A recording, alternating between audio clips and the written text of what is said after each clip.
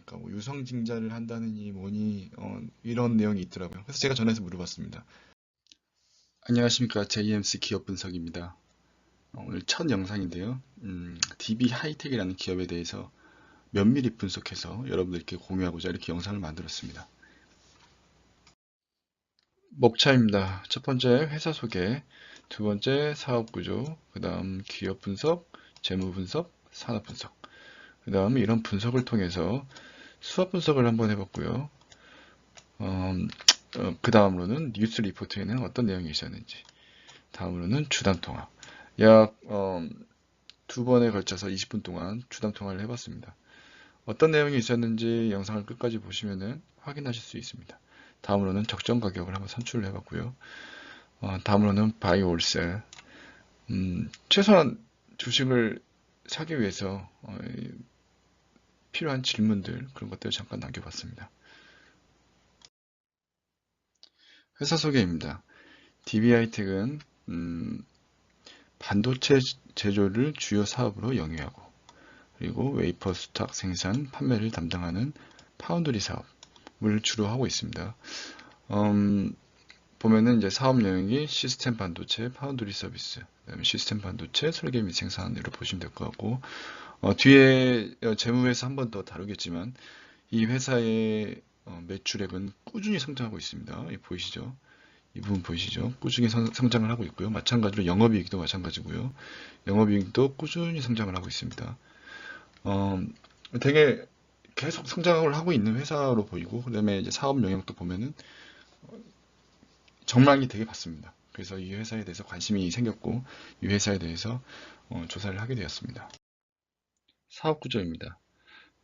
다트에 가서 반기 실적을 확인해 보니까 4,675억이라는 돈이 전부 다 반도체에서 나왔음을 알 수 있습니다.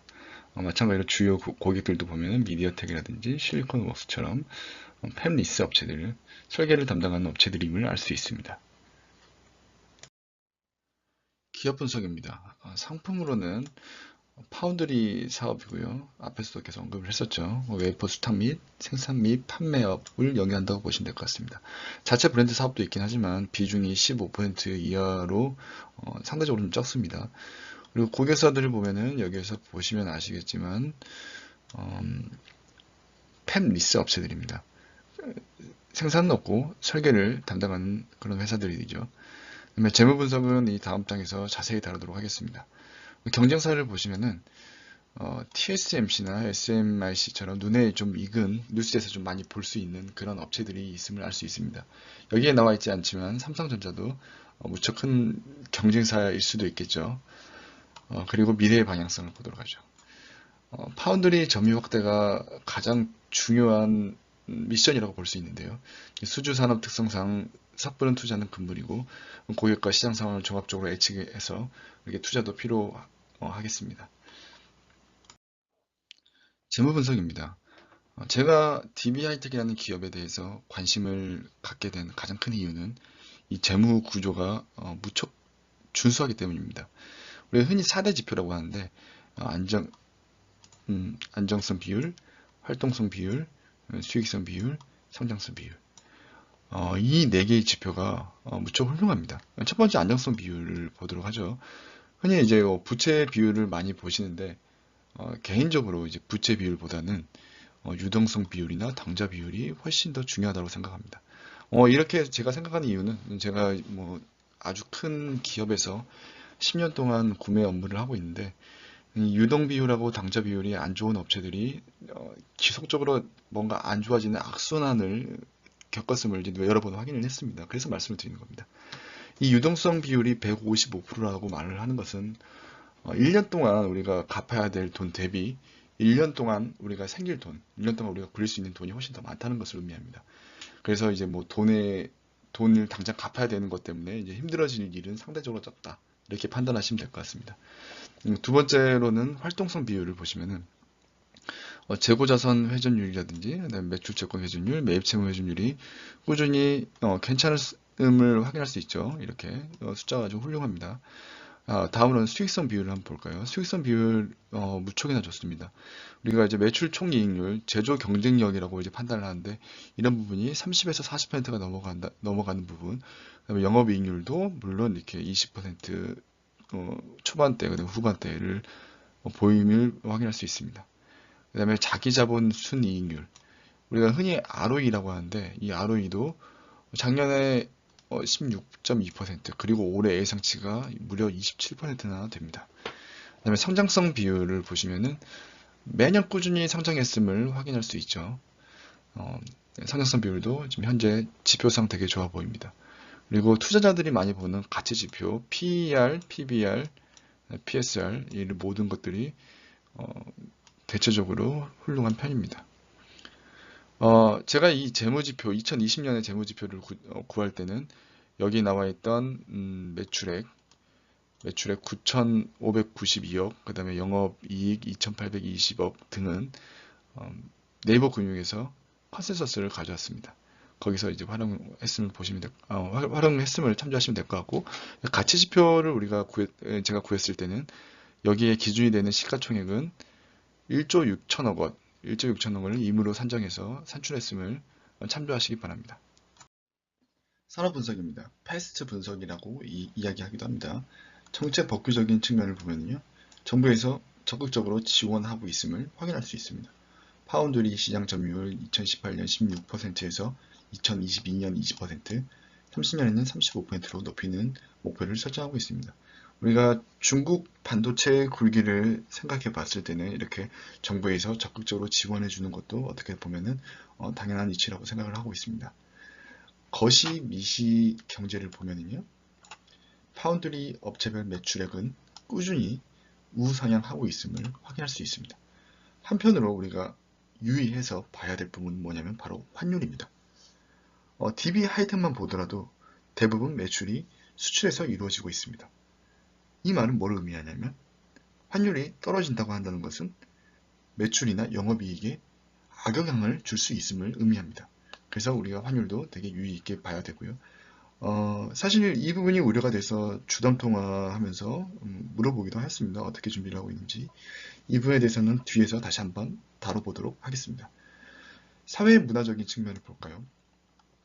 코로나 바이러스는 우리에게 악몽을 주고 있지만 한편으로는 4차 산업 기폭제 역할을 하기도 합니다. 그리고 최근 들어 핫 이슈인 전기차 시장을 보더라도 꾸준히 반도체가 성장하고 있음을 보여주고 있습니다. 이 부분이 진화하여 스마트카나 커넥티드카로 발전하게 된다고 하면은 더 많은 수요를 일으키겠죠. 기술적인 측면을 보면요, 정밀의료, 빅데이터, IoT, 웨어러블, 자율주행차 등등을 보더라도 반도체 시장은 꾸준히 상승을 할 것이다. 이렇게 생각해 볼 수 있겠습니다. 그래서 펜리스 업체들과 파운드리 업체들의 급격한 성장이 지속될 전망이다. 산업분석 바이오프로세스 이론입니다. 산업 내 경쟁 리스크를 볼까요? 우리가 흔히 잘 아는 업체들입니다. TSMC, 삼성전자, SMIC 뭐 이렇게 볼 수 있습니다. 아무래도 이제 대부분 가장 큰 시장은 이 큰 업체 TSMC나 삼성전자에서 가져가겠죠. 그리고 좀 더 작은 시장, 흔히 말하면은 다품종 소량 생산 시장은 SMIC나 DB하이텍에서 경쟁한다고 볼 수 있겠습니다. 그래서 우리가 최근 들어서 미국에서 SMIC를 제재한다고 하니까 DB하이텍의 주가가 상승한 적도 있습니다. 그런 부분 보시면 될 것 같습니다. 잠재적 경쟁 리스크를 보면요, 반도체 산업은 진입 장벽이 무척이나 높습니다. 그래서 진입이 쉽지는 않습니다. DB하이텍 같은 경우에도 새로운 신규 투자를 해야 되는데 투자비가 무척 높다 보니까 이런 부분에서도 쉽게 결정을 못하는 그런 상황을 우리가 볼 수 있습니다. 자, 구매자 공급자 리스크를 보도록 할게요. 이 부분은 DB하이텍에서 커다란 리스크라고 생각을 하고 있습니다. 개인적으로는. 왜 그러냐면은 이 펜리스 업체들이 무척 큰 업체들이 많고요. 장비 원재료 업체들도 DB하이텍 대비 규모가 큰 업체들이 많습니다. 이 규모가 큰 업체와 함께 일을 하다 보니까 약간 을로서 이렇게 업무가 되는 경향이 좀 많이 있지 않을까 이렇게 생각을 해보고 있습니다. 그다음에 대체적 리스크는 이런 데서 이제 나온다고 볼 수 있을 것 같고요. 성장성, 확장성 리스크를 보면은 계속 꾸준히 우상향을 하고 있기 때문에 이 부분에 대해서는 현재로서는 긍정적으로 보고 있습니다. 수업 분석입니다. 앞에서 기업 분석, 산업 분석을 우리가 봤죠. 그 기업 분석, 산업 분석을 토대로 강점, 약점, 기회, 위협을 요약해 보도록 하겠습니다. 자, 강점을 보면은요, 지속적인 성장, 그 다음에 건전한 재무지표, 8인치 공정 특화 파운드리가 있겠습니다. 그리고 약점을 보면요, 다품종 소량 생산. 이 부분은 단점이 될 수도 있고 장점이 될 수도 있습니다.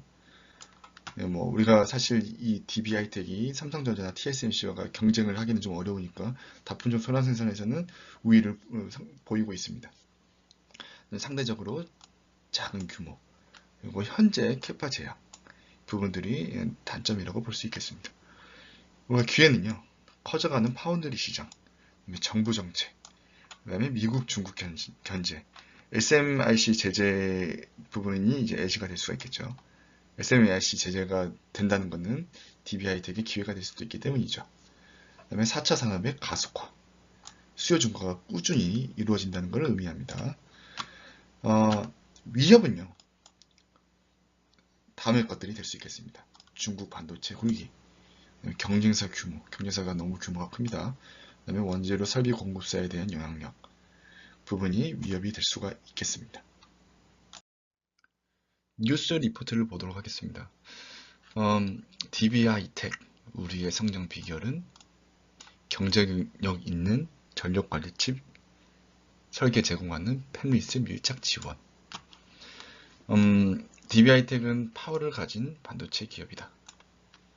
8인치 공정에서 특화된 파운드리 서비스 가치가 갈수록 위력을 발휘하고 있고 전력 관리 칩, 이미지 센서, 디스플레이 구동 칩 등 다품종 소량 생산이 강점인 그런 업체입니다. 그래서 지난해 매출액과 영업이익 사상 최대치를 기록했습니다. 그리고 올해도 2020년 올해도 사상 최대치를 기록하지 않을까 그렇게 예상을 해보고 있습니다. 뉴스 리포트 계속 보도록 하겠습니다. 로드맵을 한번 볼까요? 로드맵. 보시면은 원가를 20%가량 낮춘 LED 조명용 IC, 그 다음에 컨버터 제작, 그리고 가격을 40% 이상 획기적으로 감소시킨 3세대 공정, 그리고 가장 중요하게 생각하는 부분이 바로 이겁니다. 향후 전기 자동차 수요의 증가에 대비하여 이 부분입니다. 우리가 이제 DB하이텍에서도 전기차 자동차 시장에서 이제 많은 부분을 차지할 수 있다고 하면은 더 많은 성장이 예상이 되기도 합니다. 신한금융투자에서 내놓은 리포트인데요. 기술 변화 관련 반도체 업체들 밸류에이션 테이블, PER, PBR, ROE를 보여주고 있는데 여기에서도 DB하이텍은 무척 저평가된 수치를 보여주고 있죠. PER 8.2, 6.7, 20년, 21년이에요. 그런데도 이제 벌써 현재 예측치가 이렇게 나간다는 거죠. PBR이 1.9, 1.5, ROE가 26, 24.8. 무척 저평가된 기업이라고 생각을 하고 있습니다. 그런 기업으로는 원익 IPS에도 있고 심텍도 있네요.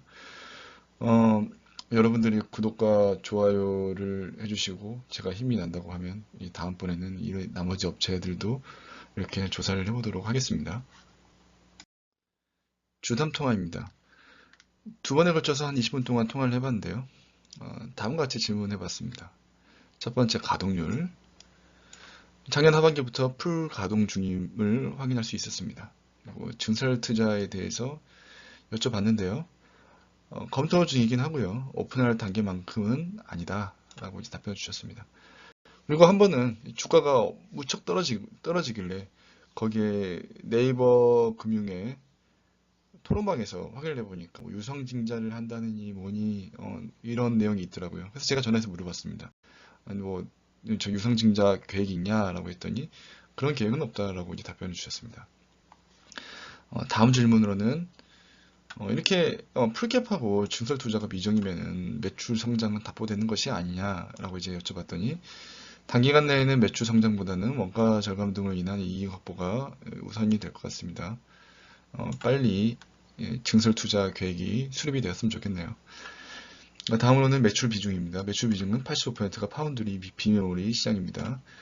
그리고 전기차 시장에서도 제가 질문을 했는데요. 비중을 점차 넓혀갈 계획이라고 이렇게 답변을 주셨습니다. 다음으로는 현대 기아차에 납품될 수 있는지를 여쭤봤는데요. 납품하더라도 SCM상 여러 번 거쳐서 납품이 되다 보니까 엔드 유저가 이렇다 어떻다 이야기하기가 애매하다고 답변을 주셨습니다.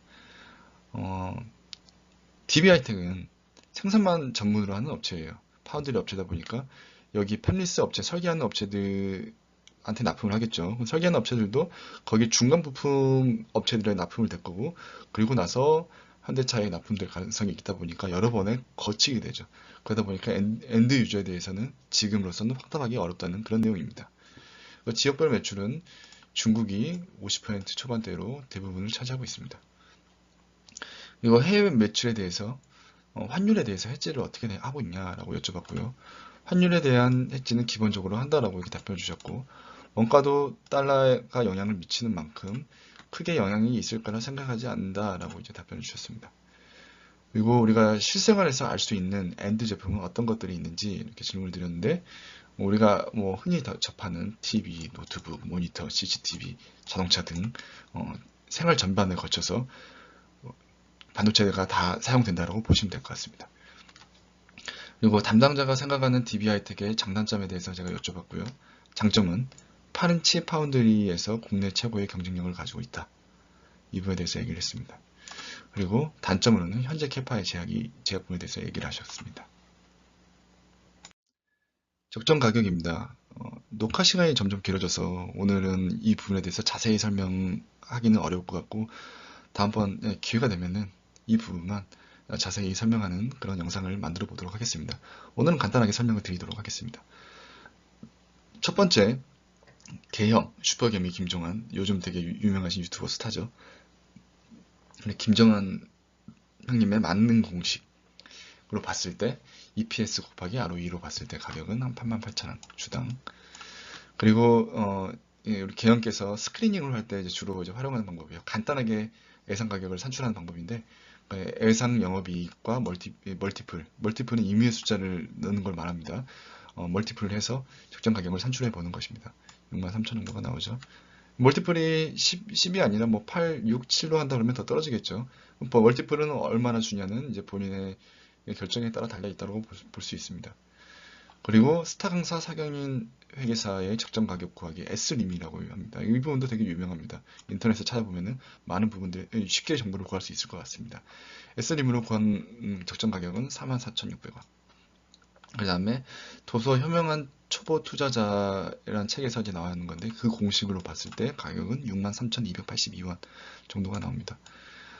여러분들이 주의하셔야 될 건 뭐냐면은 공식은 그저 공식일 뿐입니다. 이렇게 나왔다고 해서 지금 무척 싸네, 섣불리 매수를 하시면 안 됩니다. 현재 뭐 가격을 결정하는 거는 수요와 공급에 의해서 가격이 결정이 되는 거지, 이런 적정 가격 공식에 의해서 가격이 결정되는 게 아닙니다. 이게 보수적으로 접근한다고 하면은 이 가격의 50% 혹은 이 가격의 60%, 70% 이렇게 더 숫자를 낮추어서 보수적으로 가져가는 게 더 옳은 방향이라고 생각합니다.